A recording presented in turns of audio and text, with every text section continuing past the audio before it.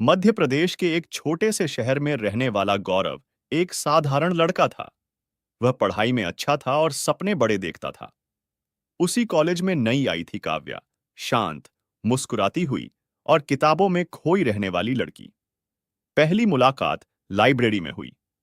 एक ही किताब को लेने के लिए दोनों के हाथ एक साथ बढ़े। दोनों हंस पड़े। वहीं से दोस्ती शुरू हुई। धीरे धीरे दोस्ती गहरी होती गई। साथ में चाय पीना, कॉलेज के बाद लंबी बातें करना और भविष्य के सपने देखना, सब कुछ बहुत खूबसूरत लगने लगा। गौरव इंजीनियर बनना चाहता था और काव्या टीचर। दोनों सोचते थे कि एक दिन अपने अपने सपनों को पूरा करके शादी करेंगे। साथ में आना जाना, घंटों एक दूसरे से बात करना, उनके लिए ऐसा लगता था मानो वो एक दूसरे सके सिवा और कुछ नहीं है इस दुनिया में। गौरव हर रोज काव्या का इंतजार करता। रास्ते में फिर काव्या आती और दोनों कॉलेज जाते। एक दिन बारिश हो रही थी।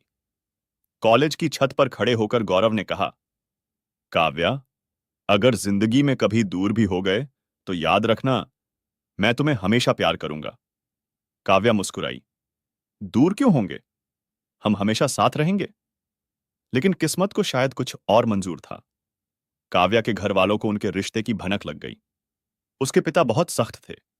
उन्होंने तुरंत काव्या की पढ़ाई छुड़वा दी और दूसरे शहर में रिश्तेदारी के घर भेज दिया। फोन छीन लिया गया। कोई संपर्क नहीं। आरव को कुछ समझ नहीं आया। वह कॉलेज में उसका इंतजार करता रहा। हर दिन लाइब्रेरी में वही किताब खोलकर बैठ जाता, जैसे काव्या अभी आ जाएगी। एक दिन उसके घर एक चिट्ठी आई। वह काव्या की थी। आरव, मुझे माफ करना, मैं तुम्हें बताए बिना जा रही हूं।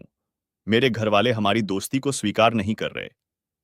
मैं तुम्हें मुश्किल में नहीं डालना चाहती। तुम अपने सपनों को पूरा करना।